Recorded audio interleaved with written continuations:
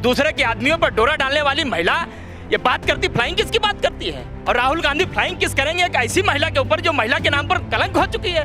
शकल जैसी शकल नहीं तुम्हारी है, एक तो महिला होने के नाम पर धब्बा कलंक तुम हो ही हो, देखने में तुम खिसियानी बिल्ली की जैसी लगती। और महिला होने के नाम पर कलंक क्या होता है, महिला होने के नाम पर धब्बा क्या होता है, कल एक बार उन्होंने फिर साबित कर दिया। शर्म आनी चाहिए तुम्हें और चुल्लू भर पानी में डूब के मर जाना चाहिए। कि जिसके चरित्र में दाग हो ना, वो दूसरे के गिरेबान में झांका नहीं करते। दूसरे के आदमियों पर डोरा डालने वाली महिला ये बात करती, फ्लाइंग किस की बात करती है?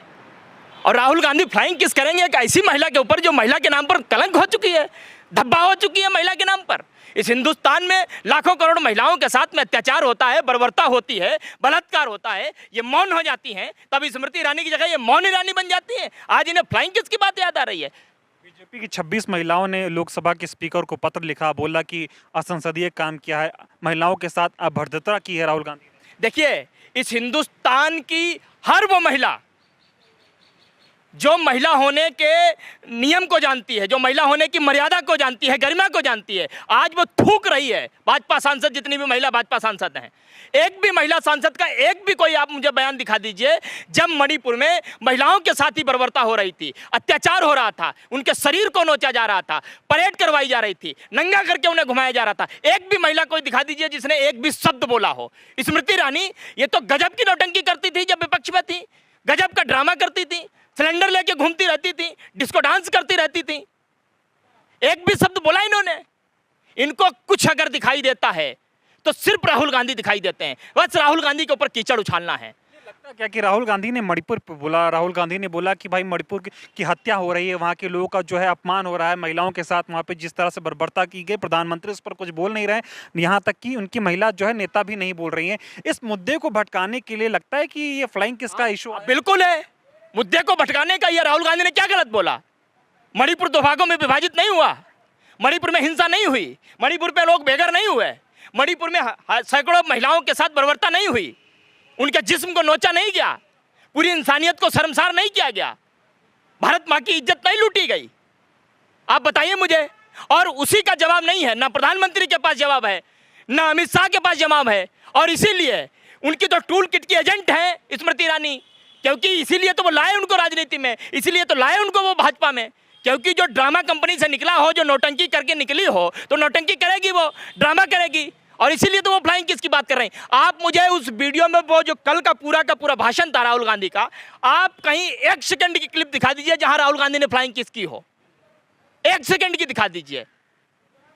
टीवी चैनल पे भी मीडिया वाले दिखा रहे कि राहुल गांधी कभी आंख मारते हैं, राहुल गांधी कभी मोदी जी के गले पड़ जाते हैं, अब फ्लाइंग किस? अरे मीडिया वाले तो चरण चुंबक बन चुके हैं, हजारों करोड़ की मीडिया लफर झंडिस हो चुकी है, सैकड़ों करोड़ के ये चरण चुंबक एंकर बन चुके हैं। इनकी क्या बात कर रहे हो आप? वो तो नरेंद्र मोदी के मुंह से हिंदुस्तान को अपमानित करने के लिए कोई शब्द निकलता है, वो उसको भी देश के हित में दिखा देते हैं। आप बताइए मुझे, आप 2.25 घंटे का भाषण था, 2.25 घंटे का प्रधानमंत्री का, उस 2.25 घंटे में कम से कम आधे घंटे हमेशा की तरह वो फिर से नेहरू जी पे कोसते रहे, नेहरू जी को कोसते रहे। वो बोल रहे हैं कि विपक्ष ने उनको फुल टॉस दी है तो छक्का तो मारेंगे ना। अरे छक्का की छोड़िए आप, 2024 में 8 दस्ता लगने वाला है, ये कहीं दिखाई नहीं देंगे भाई। ये वो क्रिकेट स्टेडियम की बाउंड्री नहीं है जहां चौका छक्का मार लोगे, ये बहुत बड़ी बाउंड्री है, समझे ना? इनको बॉल दिखाई देगी, जो जिस तरीके से बाउंसर इनको पड़ने वाली है ना, आप समझिए इस बात को। 2024 में ये दिखाई नहीं देंगे कहीं, ना 2024 में ये फ्लाइंग किस की बात कर पाएंगे, ना स्मृति ईरानी कोई बात कर पाएंगी, ना प्रधानमंत्री जुमला दे पाएंगे, कुछ नहीं होगा 2024 में। 28 की बात कर गए कि 28 में फिर अविश्वास प्रस्ताव। 28 छोड़िए, पहले 2024 तो निपट लीजिए। आप पहले मणिपुर की बात तो कर लीजिए, मणिपुर 2 भागों में विभाजित हो गया, उसको एक करने की तो बात कर लीजिए पहले। लगता क्या है कि मणिपुर पे प्रधानमंत्री बोलना क्यों नहीं चाह रहे हो? मणिपुर पे आए भी तो नेहरू पे चले गए, इंदिरा पे चले गए, उन्होंने तो कांग्रेस को ही मणिपुर के हालात पे जो है वो जिम्मेदार ठहराया। ये बताइए, कोई क्यों बोलना चाहेगा? जिसने जलवा दिया मणिपुर, जिसने 2 भागों में विभाजित करवा दिया मणिपुर, जिसने महिलाओं के साथ बर्बरता करवाई, महिलाओं पे अत्याचार करवाया, क्यों बात करेगा वो? जिसकी मनसा से, मतलब मैं ही कोई गलत काम करवाऊं और फिर मैं ही उसके बारे में बोलूं, क्यों बोलूंगा मैं? और यही तो प्रधानमंत्री कर रहे थे। आप मुझे बताइए कि अविश्वास प्रस्ताव लेकर के आई विपक्ष, किस लिए लेकर के आई? मणिपुर चर्चा करने के लिए। मणिपुर की चर्चा कब की उन्होंने? 2 मिनट कब बोले? और 2 मिनट क्या बोले मणिपुर पे? क्या उन्होंने उसमें ये बात की कि वहां पर जिस तरीके से हिंसा हुई, कितने लोगों को हमने उठा करके जेल में डाल दिया, कितने लोगों पर हमने जो है आपराधिक मुकदमे दर्ज किए, हमने मुख्यमंत्री के खिलाफ क्या एक्शन लिया? ऐसा कुछ बोले क्या? एक दिन शांति का सूरज। अमित शाह जी बोल रहे हैं मुख्यमंत्री कोऑपरेट कर रहे हैं, हटा नहीं सकते, कोऑपरेट कर रहे हैं। अच्छा, जब लाल बहादुर शास्त्री ने इस्तीफा दिया था कि नहीं दिया था? माधवराव सिंधिया ने इस्तीफा दिया था कि नहीं दिया था? आप मुझे बताइए। हर मुख्यमंत्री किसी भी प्रदेश का होता है तो वो जिम्मेदारी लेता है जब उसके राज्य में कोई घटना घटित होती है, लेकिन ये तो बहुत दूर की बात, इन्होंने तो स्पष्ट कर दिया था हमारे यहाँ इस्तीफे नहीं होते हैं, चाहे किसी भी राज्य में कुछ भी हो जाए। लेकिन कल के सदन में स्मृति ईरानी ने जो खड़े होकर के किया है वो बहुत ही असंसदीय था। और महिला होने के नाम पर कलंक क्या होता है, महिला होने के नाम पर धब्बा क्या होता है, कल एक बार उन्होंने फिर साबित कर दिया कि स्मृति ईरानी जो यादाश्त नूरानी बन चुकी हैं, उन्हें जब कभी बोलना होता है तो सिर्फ और सिर्फ राहुल गांधी पर बोलना होता है, कीचड़ उछालना होता है।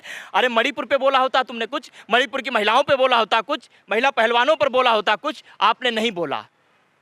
आपने कुछ ऐसा बोला जो फिर से इस बात को जिसने साबित कर दिया कि तुम महिला होने के नाम पर कितनी बड़ी कलंक हो, कितनी बड़ी धब्बा हो। आखिरी सवाल पूछूंगा, ये बताइए कि इतने गंभीर मुद्दे पे राहुल गांधी बात कर रहे थे मणिपुर के इश्यू पर, यहाँ तक कि मणिपुर के साथ साथ उन्होंने हरियाणा का भी जिक्र किया कि केरोसिन डाल रही है सरकार, जलाने की कोशिश कर रही है पूरे देश में, जो है लोगों को भड़का रही है। इस इतने गंभीर मुद्दे का जवाब स्मृति ईरानी ये कहकर देती हैं कि उन्होंने फ्लाइंग किस कर दिए। ये किस तरह की निचले स्तर की राजनीति भारतीय जनता पार्टी करने पर उतारू हो गई, वो भी एक महिला नेता से करवा। मैं क्या कह रहा हूँ, वो लाए ही इसीलिए, ये तो देश को पहचानने की जरूरत है, इसीलिए तो उनको ड्रामा कंपनी और नौटंकी कंपनी से लाया गया, उनको उसीलिए तो रखा गया उनको पार्टी में। नहीं तो इतने गंभीर मुद्दे पर विपक्ष का कोई नेता सवाल जब पूछ रहा हो, मणिपुर की जो बात कर रहा हो, जो नूह मेवात की बात कर रहा हो, उस पर जवाब देना चाहिए आपको। लेकिन आपकी शुरुआत कैसे होती है? आप मुझे बताइए, साल भर से ज्यादा हो गया, पूरा हिंदुस्तान स्मृति ईरानी को खोज रहा है। कहां है स्मृति ईरानी? कहां गायब हो गई अचानक से? लेकिन उनका उदय होता है। कब उदय होता है? फ्लाइंग किसको लेकर के? अरे शकल जैसी शकल नहीं तुम्हारी है, एक तो महिला होने के नाम पर धब्बा कलंक तुम हो ही हो, देखने में तुम खिसियानी बिल्ली की जैसी लगती हो। वो गांव में कहावत कही जाती है, खिसियानी बिल्ली खंबा नोचे। जब जब आप बाहर निकल करके आती हो तो वही काम करने की कोशिश करती है, और शर्म आनी चाहिए तुम्हें, और चुल्लू भर पानी में डूब के मर जाना चाहिए तुमको।